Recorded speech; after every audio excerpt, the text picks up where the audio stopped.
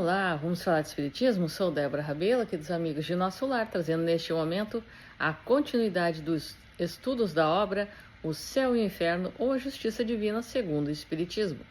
Estamos aqui no capítulo 6, Criminosos Arrependidos. Segunda parte agora da manifestação de um espírito confinado. Conheça este canal, clique no sininho, dê o seu like, comente os vídeos, inscreva-se, me ajude a divulgar este canal de luz. Vamos lá então? 3. Incentivando as pessoas interessadas a orar por ele, e nós mesmos o fazendo, conseguiríamos que saísse da casa? Resposta: sim, mas notai bem que eu disse orar e não mandar orar. 4. Há 2 séculos já que se encontra o espírito em tal situação. Ele percebe o passar desse tempo como se estivesse vivo?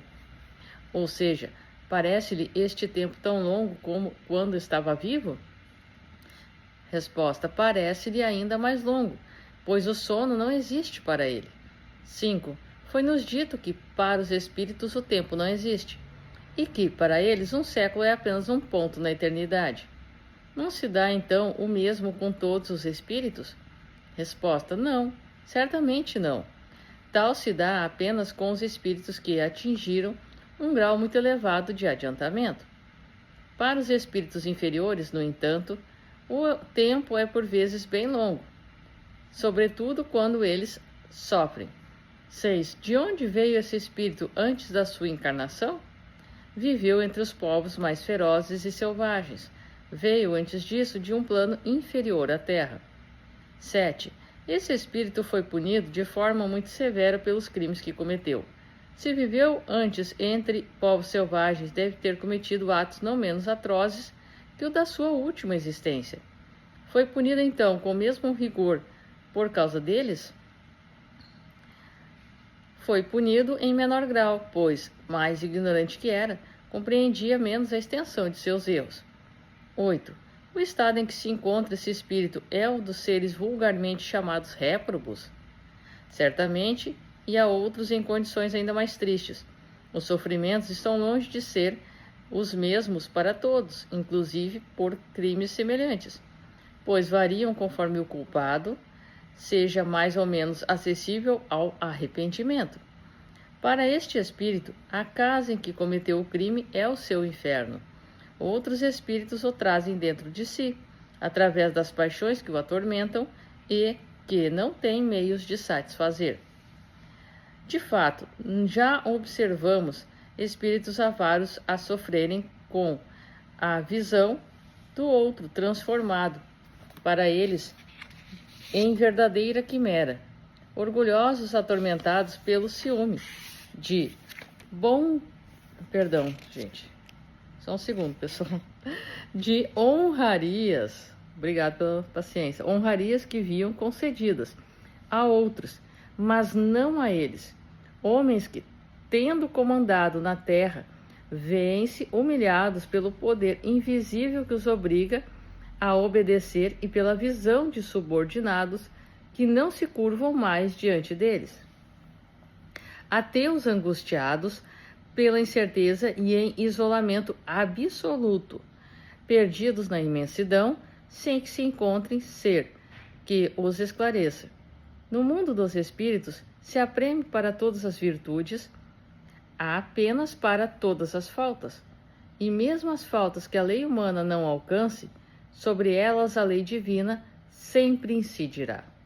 Além disso, deve-se observar que as mesmas faltas, ainda que cometidas em circunstâncias idênticas, são punidas por castigos algumas vezes muito diferentes, conforme o grau de adiantamento intelectual do espírito. Aos espíritos mais atrasados, de natureza mais primitiva, como aquele de que tratamos aqui, são aplicadas penas um tanto mais materiais do que morais, ao passo que se dá o contrário com aqueles cuja inteligência e sensibilidade são mais desenvolvidas. Aos primeiros é necessária a aplicação de castigos apropriados à sua natureza primitiva, para que compreendam a própria situação adversa, assim inspirando-lhes o desejo de sair dela. Dessa forma é que a vergonha puramente, por exemplo, que no caso desse espírito teria pouco ou nenhum efeito seria intolerável para outros. Nesse Código Penal divino, a sabedoria, a bondade e a previdência de Deus para com todas as criaturas revelam-se até nas menores coisas. Tudo é ajustado e aliado a uma admirável solicitude, de modo a facilitar aos culpados os meios de reabilitar-se, sendo qualquer aspiração bem intencionada de suas almas, mínima que seja, levada em consideração. Segundo o dogma das penas eternas, ao contrário, no inferno estariam juntos grandes e pequenos culpados, os transgressores de um momento e os 100 vezes reincidentes, os endurecidos e os arrependidos. Tudo é calculado para mantê-los no fundo do abismo. Não lhes oferece nunca uma tábua de salvação. Um erro só pode lançá-los no inferno para sempre, sem que seja levado em conta o bem que porventura teriam feito. De que lado estará a verdadeira justiça, a verdadeira bondade? 9. Este espírito, apesar de sua inferioridade, é sensível aos efeitos da prece. Temos visto o mesmo ocorrer com outros espíritos igualmente perversos e de natureza muito bruta. Como pode ser então que espíritos mais esclarecidos, de inteligência mais desenvolvida, demonstrem uma ausência completa de bons sentimentos, rindo de tudo que há de mais sagrado? Em suma, que nada os comova e nada lhes diminua o cinismo? A prece só é eficaz para o espírito que se arrepende, aquele que, sendo levado pelo orgulho, revolta-se contra Deus, persistindo em seus desregramentos, até mesmo exagerando-os, como procedem os espíritos infelizes. Para estes nada adianta a prece, e nada adiantará, senão uma centelha de arrependimento neles vier a manifestar-se. Portanto, é preciso trabalhar com o tempo. Deus não age com violência, Deus age nos homens através dos homens. Portanto, o que parece às vezes uma simples prece e que nada tem efeito, nós precisamos levar em conta que é aquela água mole em pedra dura. É um banho que vai sendo passado e sendo respeitado o tempo de trabalho deste espírito em si mesmo, para que se desperte nele, aos poucos, o remorso, e o remorso levará ao arrependimento e à reflexão de seus atos. Assim também já fomos nós e em muitos pontos ainda o somos. Sou Débora Rabelo, um forte abraço para você, e se você não assistiu os vídeos anteriores, convido a acessar a playlist aqui no canal, O Céu e o Inferno, e buscar os estudos desde o início. Inscreva-se e ajude a divulgar. Até a próxima!